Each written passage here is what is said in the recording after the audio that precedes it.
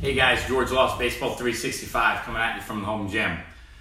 So last week what we talked about is trying to figure out where to put our money towards as far as to get the most bang for our buck for the college process.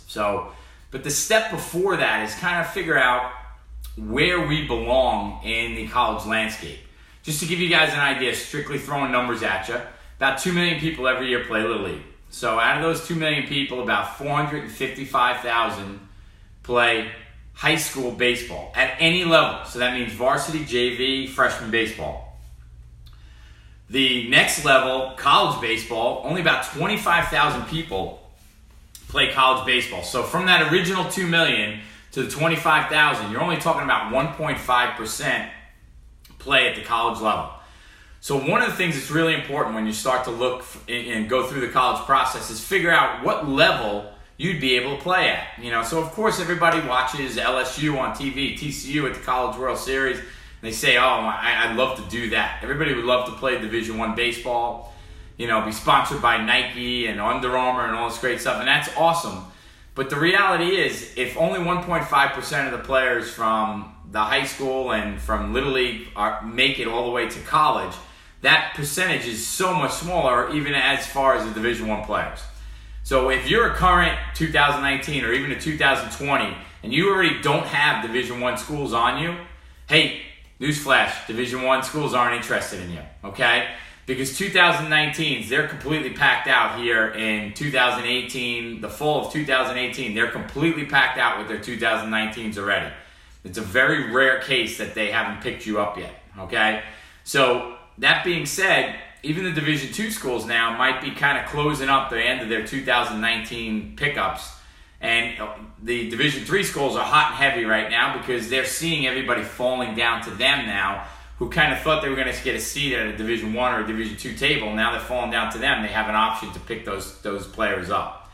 So one of the most important things is finding that right level, because I hear it all the time. Players want to see the love from the college coaches. And much like I talked about going directly to prospect camps at the schools that you're interested in, that's showing your love to them. Well, if you want them to show love back to you, one of the things is you have to be at the right level. All right? So, in other words, if you're a Division III player and that's really your sweet spot, you have to be in front of those Division III coaches, because those are the coaches that are going to show you the love.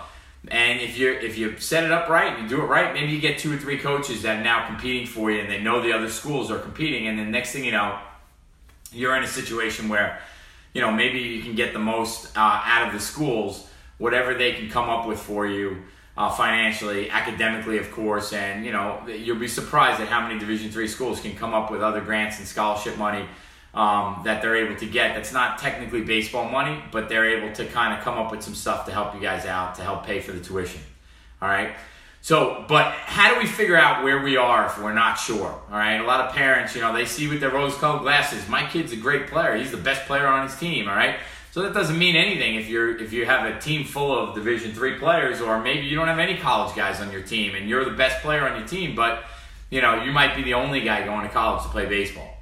So one of the things is try to get an independent person to give you a unbiased opinion of kind of where they feel that you fall at.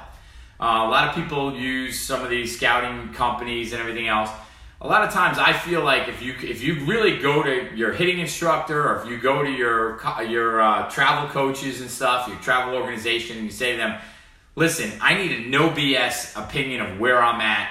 Don't pump me up. Don't because you give me lessons on a regular basis. Don't tell me I'm the best hitter you've ever seen. Give me an honest evaluation so I can really go after what I need to be going after on a regular basis. The challenge always for a coach is I never want to undershoot somebody. I always want to keep somebody's dreams alive. So if they feel like they can go to the play at a little bit higher level, I would love to always do that. That's a huge challenge for me sometimes, to be really, really honest with people. But you know what? If you get in front of enough college coaches, eventually the college coaches will kind of tell you where you stand. Like I said, if you're at this point in the year and you have no love from Division I coaches, you're not a Division I player. Hate to break it to you, all right? But you're not. If Division II coaches have interest, maybe you're a Division II player, and there's nothing wrong with that. You're talking about the top 1.5% in the country playing baseball. Okay, it's an unbelievable thing that you made it this far. All right. So that being said, if you guys have any additional comments or any ideas or other questions to follow up on this, please leave it in the comments.